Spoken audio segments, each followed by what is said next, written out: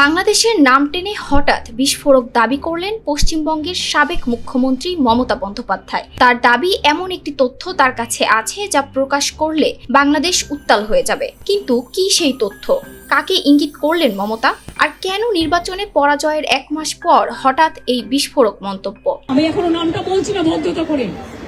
বাংলাদেশের লোক উত্তাল হয়ে যাবে, আমি সেটা চাই না। আমি দেশকে ভালোবাসি।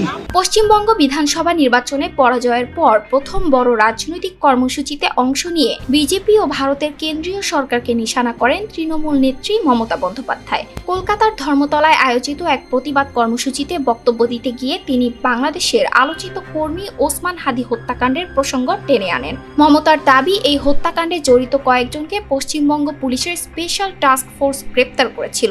হোম মিনিস্টার নিজে আমাকে ফোন করে বলছে। কিন্তু এরপর ভারতের কেন্দ্রীয় স্বরাষ্ট্রমন্ত্রী অমিত শাহ ব্যক্তিগতভাবে তাকে ফোন করে বিষয়টি প্রকাশ না করার অনুরোধ জানান। আমি এখনো নামটা বলছি না ভদ্রতা করে। বাংলাদেশের লোক উত্তাল হয়ে যাবে। মমতার ভাষায়, আমি সেই নাম বলতে চাই না, বললে বাংলাদেশ উত্তাল হয়ে যাবে। তবে তিনি কার নামের কথা বলছেন বা কি তথ্যের কথা ইঙ্গিত করছেন সে বিষয়ে বিস্তারিত কিছু প্রকাশ করেননি।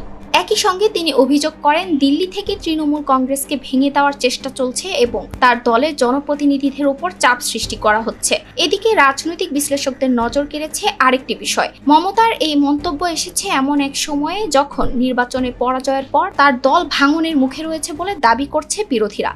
দলীয় কর্মসূচিতেও নেতাকর্মীদের উপস্থিতি ছিল তুলনামূলক কম। বিজেপি নেতারা বলছেন, রাজনৈতিকভাবে চাপে পড়েই নতুন ইস্যুর সামনে আনার চেষ্টা করছেন মমতা। অন্যদিকে তৃণমূলের দাবি, কেন্দ্রের চাপ ও রাজনৈতিক প্রতিহিংসার বিরুদ্ধে লড়াই চালিয়ে যাবে তারা। তবে সবচেয়ে বড় প্রশ্ন এখনো রয়ে গেছে, মমতা বন্দ্যোপাধ্যায় আসলে কোন তথ্যের কথা বলছেন? সত্যিই কি এমন কোনো তথ্য তার কাছে আছে যা বাংলাদেশ ও ভারতের রাজনীতিতে নতুন আলোড়ন তুলতে পারে, নাকি এটি শুধুই রাজনৈতিক চাপ তৈরির কৌশল?